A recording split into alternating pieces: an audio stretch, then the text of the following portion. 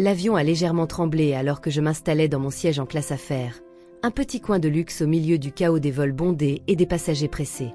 L'odeur du café frais et des plats préparés se mélangeait dans l'air, créant une atmosphère qui, pour moi, était synonyme de travail réussi.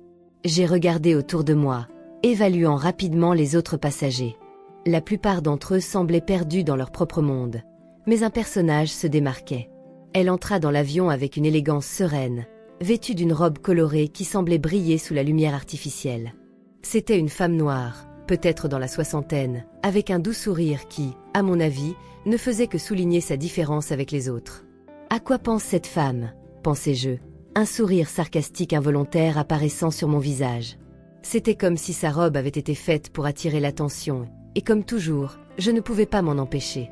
Alors que l'avion commençait à rouler pour le décollage, je n'ai pas pu résister à la tentation de faire un commentaire. « Écoute, on dirait que le carnaval est arrivé en avance », dis-je sur un ton moqueur, suffisamment pour faire rire certaines personnes autour de moi. Je me sentais en contrôle, applaudi par ceux qui pensaient comme moi. La dame Mariette se tourna légèrement vers moi, mais son sourire ne faiblit pas. Elle me regardait simplement avec un calme qui ne faisait qu'augmenter mon irritation. « Pensez-vous qu'il y a un problème avec mes vêtements ?» répondit-elle. Sa voix était douce comme de la soie, mais il y avait une fermeté à laquelle je ne m'attendais pas. Ces mots, bien que prononcés calmement, ressemblaient à une petite flamme qui pouvait se transformer en feu. J'ai ri, essayant de la mépriser. « Problème ? Non, je me demande juste si tu aimerais t'habiller comme quelqu'un de ton âge. » Mariette se contenta de sourire, gardant son sang-froid. « Ce qui compte, c'est ce que nous ressentons à l'intérieur, n'est-ce pas ?» Cette réponse m'a pris par surprise. Je m'attendais à quelque chose de plus explosif, une réaction qui me permettrait de poursuivre ma prestation, mais la dame désarmait mes plaisanteries avec une dignité que je ne pouvais ignorer. L'avion décolle enfin, et le bourdonnement des moteurs semble accompagner le silence qui s'installe entre nous. J'ai regardé les autres passagers, certains riant toujours, d'autres avec des expressions de désapprobation. « Allez, les gens, c'est juste une blague », pensais-je en essayant de justifier mon comportement. Mais la vérité c'est qu'au fond, quelque chose commençait à me déranger. Pourquoi cette femme ne ripostait-elle pas? Pourquoi ne s'est-elle pas laissée ébranler? Le service de vol a commencé, et l'agent de bord s'est approché avec le sourire. J'ai commandé un verre de vin, ayant besoin de quelque chose pour m'aider à gérer l'étrange tension qui planait dans l'air. Je regardais de nouveau Mariette, qui regardait maintenant par la fenêtre, comme si elle se trouvait dans un monde à part. « Je pense que tu devrais envisager de changer de styliste », ai-je commenté, pensant une fois de plus que je pourrais provoquer une réaction. Elle s'est tournée vers moi et au lieu de se mettre en colère, elle a commencé à raconter une histoire. « Tu sais, Laurent, quand j'étais jeune, beaucoup pensaient que je ne pouvais pas être juge à cause de la couleur de ma peau. Mais la vraie élégance vient de la façon dont on se comporte, du respect qu'on a pour les autres. » Ces mots, bien que prononcés sur un ton calme, me pénétrèrent comme une flèche. L'espace entre nous est devenu lourd. Je voulais répondre, mais il y avait quelque chose dans sa posture qui me faisait hésiter. L'avion a continué son voyage, et ce que je pensais au départ être une simple plaisanterie se transformait en un dialogue que je ne savais pas comment conclure. À ce moment-là, j'ai réalisé qu'il y avait quelque chose de plus profond en Mariette que ce que j'aurais pu imaginer, une force qui, d'une manière ou d'une autre, commençait à ébranler ma propre conception de la supériorité. Et ainsi, à mesure que le vol avançait, je n'avais aucune idée de ce qui allait arriver, mais je sentais que les mots que j'avais prononcés pourraient avoir des conséquences bien plus graves que celles auxquelles j'étais prêt à faire face. Au fur et à mesure du vol, la tension dans l'air semblait palpable. J'étais assis sur le siège du milieu, observant chaque mouvement de Mariette, la dame qui, à mon avis, ne cadrait pas avec l'environnement élégant que je pensais qu'un avion devrait avoir. Elle était concentrée sur son livre, un ouvrage classique, vêtue d'une robe colorée qui semblait contraster avec la palette sobre qui m'entourait. Je ne pouvais pas m'empêcher de me sentir supérieure et les blagues commençaient à couler naturellement de mes lèvres. « Et, tu ne penses pas que cette couleur est un peu exagérée pour un vol ?» dis-je sarcastiquement, ma voix résonnant dans le couloir. Des rires ont éclaté, mais en même temps, j'ai remarqué des regards désapprobateurs de la part des autres passagers. Un homme à ma droite fronça les sourcils et secoua la tête, comme si j'étais un adolescent faisant le clown. Mais à chaque rire, mon arrogance grandissait. « Laurent, tu es insensible », murmure une femme aux cheveux courts en me regardant directement. Je lui ai juste souri, ignorant ses paroles. J'ai regardé Mariette qui, curieusement, restait calme et digne. Je pense que sa robe serait plus adaptée à une fête de carnaval, tu ne trouves pas? Ai-je continué en me levant pour que tout le monde puisse entendre. Ici, tout le monde porte des costumes et des cravates, et on dirait qu'elle va à un défilé. Mariette a finalement levé les yeux de son livre et m'a regardé. Tu sais, Laurent, ce qui compte, ce n'est pas ce qu'on porte, mais comment on se comporte, dit-elle avec une sérénité qui contrebalançait ma provocation. L'élégance vient de l'intérieur. Ces paroles ont résonné dans la cabine et certains passagers ont commencé à les murmurer entre eux, comme s'ils réfléchissaient à ce qui était vraiment important. « Oh, s'il te plaît !» Comme si c'était vrai, répondis-je, essayant de détourner l'attention.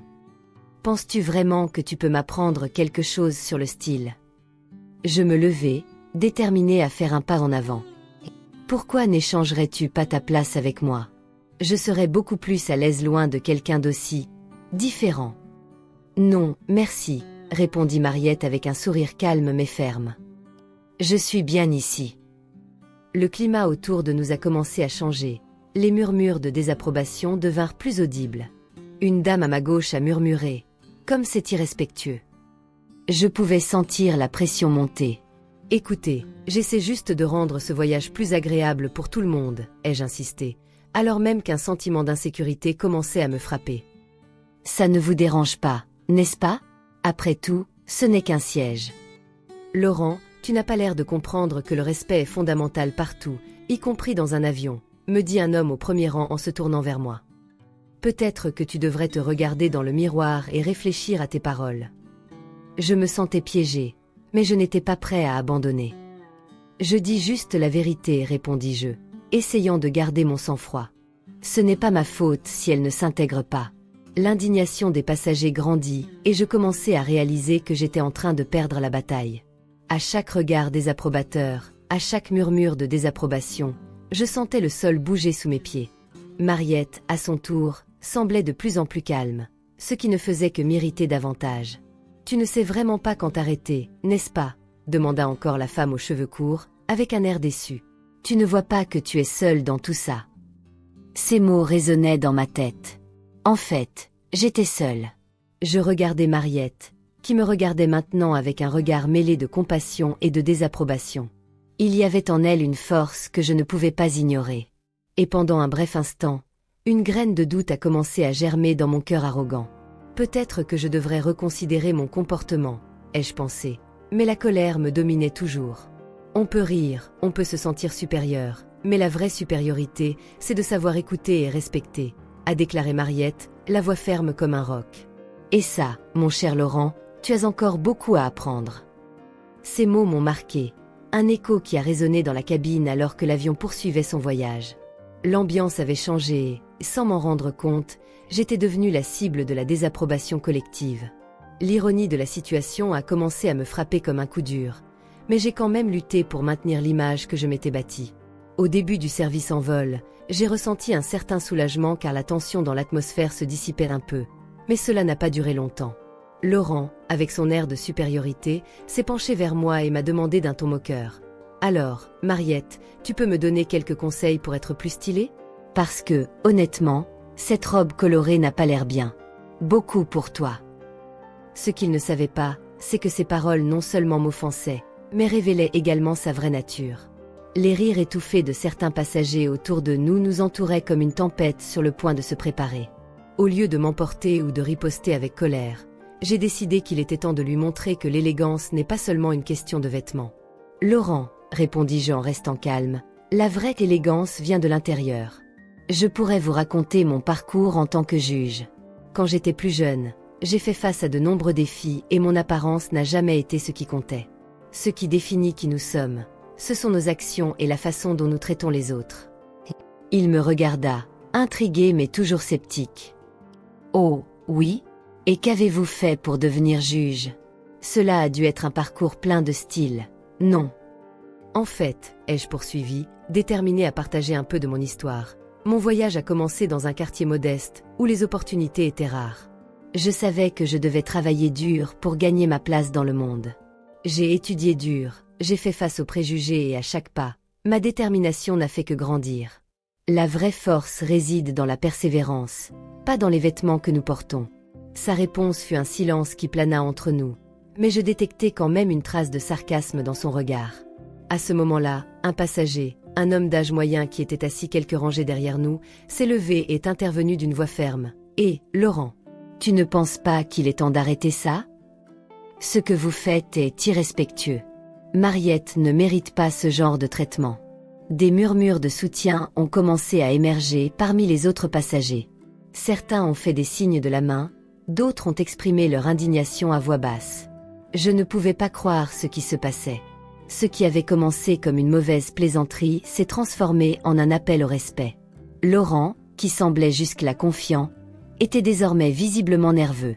Il regarda autour de lui et remarqua que le soutien était clairement de mon côté. « C'est juste une blague, les gars, essaya-t-il de minimiser la situation. Mais sa voix ne semblait plus aussi confiante. J'essayais juste d'être drôle. « Droll », a répondu l'homme qui m'a défendu. « Ne pensez-vous pas que votre humour n'est qu'un masque pour vos préjugés? Ce que vous faites ici est absolument inacceptable. » L'atmosphère dans l'avion a rapidement changé. La tension était palpable et j'avais l'impression que la situation était sur le point d'exploser. Laurent a essayé de se justifier, mais la vérité est qu'il était pris au piège. Le regard de désapprobation qui était autrefois le mien seul était désormais partagé par beaucoup. Il se vautrait dans son propre mépris. « Écoutez, dit l'homme, nous méritons tous d'être traités avec dignité. Vous n'aimerez peut-être pas ce que vous voyez, mais cela ne vous donne pas le droit de mépriser qui que ce soit. » À chaque mot, une vague de soutien se formait autour de moi. Je me suis senti renforcé par la solidarité inattendue des passagers. L'indignation qui était autrefois juste en moi s'est maintenant propagée comme un feu qu'on ne pouvait pas éteindre. Laurent n'avait aucune idée de ce qu'il allait déclencher, et j'étais sur le point de lui montrer que la vraie force réside dans l'unité et le respect mutuel. L'atmosphère dans l'avion était tendue. Au fur et à mesure que le service à bord avançait, je ne pouvais quitter Laurent des yeux. Son arrogance était palpable et chaque blague qu'il faisait sur Mariette me mettait encore plus mal à l'aise. L'homme semblait incapable de réaliser la gravité de ses paroles. Mais le moment qui allait se produire allait tout changer. Laurent, dans un acte désespéré pour réaffirmer son ego meurtri, a fait un commentaire qui a dépassé les limites. « Peut-être que tu devrais redevenir avocate, Mariette. Les juges n'ont pas grand-chose à faire à part attendre que les gens veuillent faire appel devant la justice, » a-t-il déclaré en riant outrageusement. Les rires qui ont suivi parmi certains passagers ont été comme un coup de poing dans le ventre. L'indignation remplit la salle et je pouvais sentir la tension monter entre les sièges. Mariette, à son tour, ne se laisse pas décourager.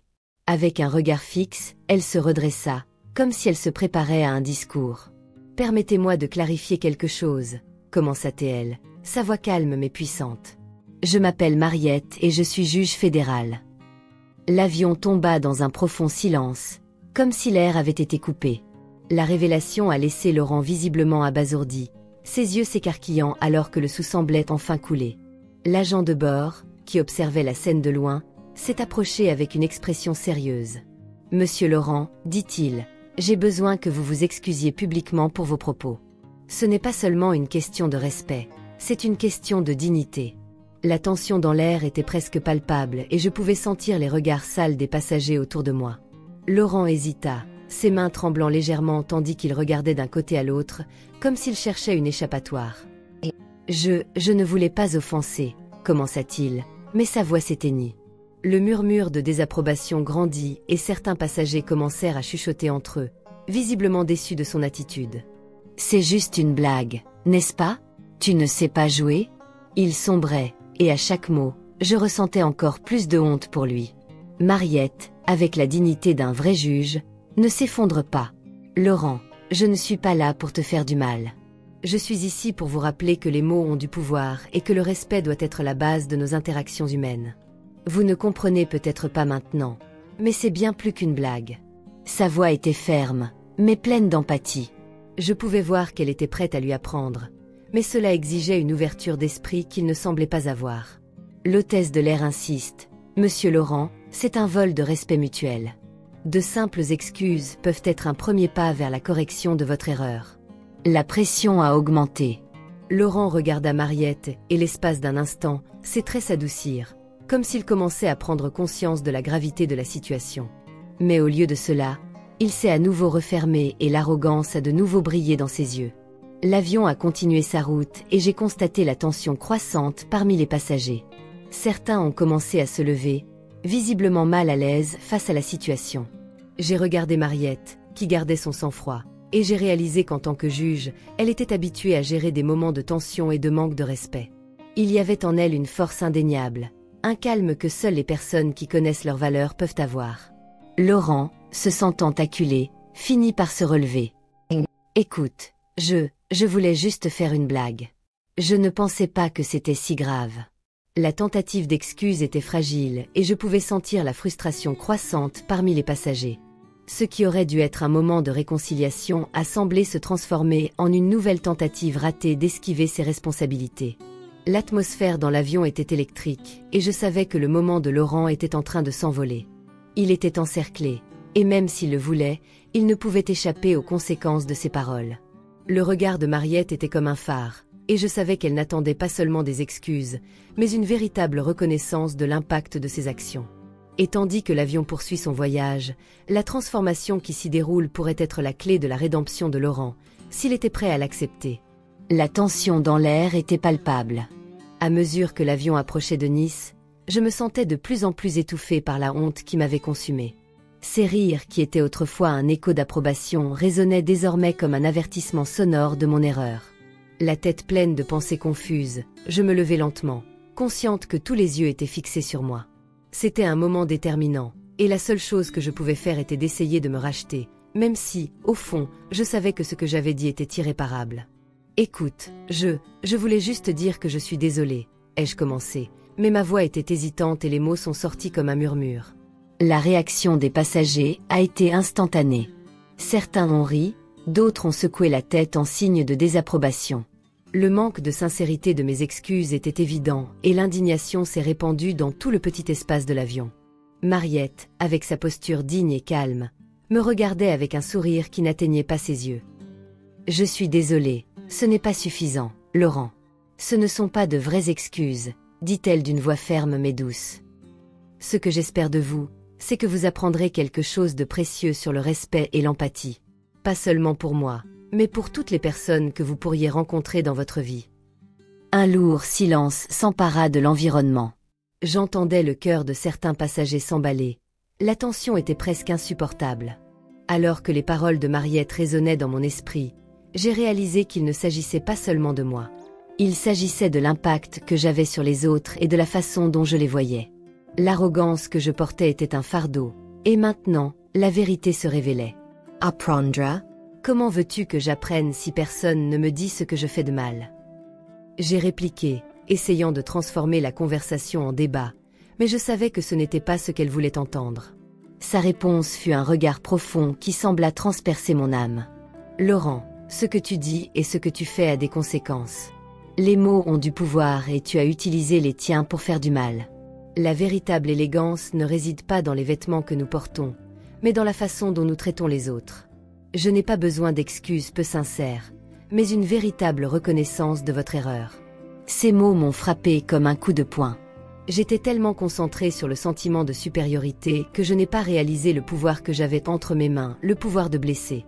L'avion a légèrement basculé et je me suis accrochée au dossier du siège devant moi. Les nuages dehors semblaient refléter la tempête qui se préparait en moi. Je ne veux pas être cette personne, marmonnai-je presque pour moi-même. Je ne sais pas comment me transformer maintenant. Le désespoir dans ma voix était le signe que quelque chose en moi commençait à changer, même s'il était trop tard. Alors, commencez par écouter. Écoutez les histoires des gens autour de vous. Essayez de comprendre avant de juger. C'est la première leçon, a répondu Mariette, et il y avait dans ses propos une sincérité qui m'a fait réfléchir. L'avion a commencé à effectuer le dernier virage pour atterrir et l'anxiété m'a repris. Que se passerait-il lorsque nous atterririons? Puis-je vraiment changer? Les voix des passagers autour de moi semblaient comme un écho lointain alors que mon esprit tourbillonnait autour de la réalité que je m'étais créée. L'avion a finalement touché le sol et la lumière du jour est entrée par les fenêtres, illuminant l'environnement avec une nouvelle perspective. Alors que tout le monde commençait à se préparer à débarquer, je savais que je devais faire face aux conséquences de mes actes. Le poids de mon comportement devenait de plus en plus lourd à chaque seconde qui passait. Et même si je voulais le reprendre, je ne pouvais pas échapper à ce que j'avais fait. Mariette se leva gracieusement et se prépara à partir, non sans m'avoir jeté un dernier regard. Le changement commence avec toi, Laurent. Souviens-toi de ça. Et sur ce, elle s'est éloignée, me laissant seule avec mes pensées et la réalité de qui j'étais vraiment. Lorsque nous avons débarqué, la tension planait toujours dans l'air comme un gros nuage. Moi, Laurent, j'essayais de comprendre tout ce qui s'était passé pendant le vol. L'arrogance qui me paraissait autrefois une armure pesait désormais comme une ancre. Alors que les passagers se dispersaient, j'ai vu Mariette s'approcher de moi. Son regard était fixe, presque provocateur, et je savais que je n'avais pas échappé à son emprise. « Laurent, n'est-ce pas ?» demanda-t-elle, sa voix calme mais portant un poids que je ne pouvais pas ignorer. C'était comme si elle avait lu dans mes pensées, mis à nu mon âme. J'ai ouvert la bouche pour dire quelque chose, une défense, une tentative de justifier mes actes, mais les mots m'ont manqué. Je plaisantais, marmonnai-je, la phrase sonnant creux même pour moi. Mariette secoua lentement la tête, comme déçue par une enfant qui n'avait pas appris la leçon. Les blagues, Laurent, peuvent avoir des conséquences. Vous ne l'avez peut-être pas réalisé, mais vos paroles n'étaient pas seulement blessantes, elles étaient blessantes, a-t-elle dit, la force de sa voix faisant battre mon cœur. Et maintenant, vous devrez en assumer les conséquences. Écoute, je suis vraiment désolée. Ai-je essayé de faire appel à son empathie, mais je savais déjà qu'il était trop tard.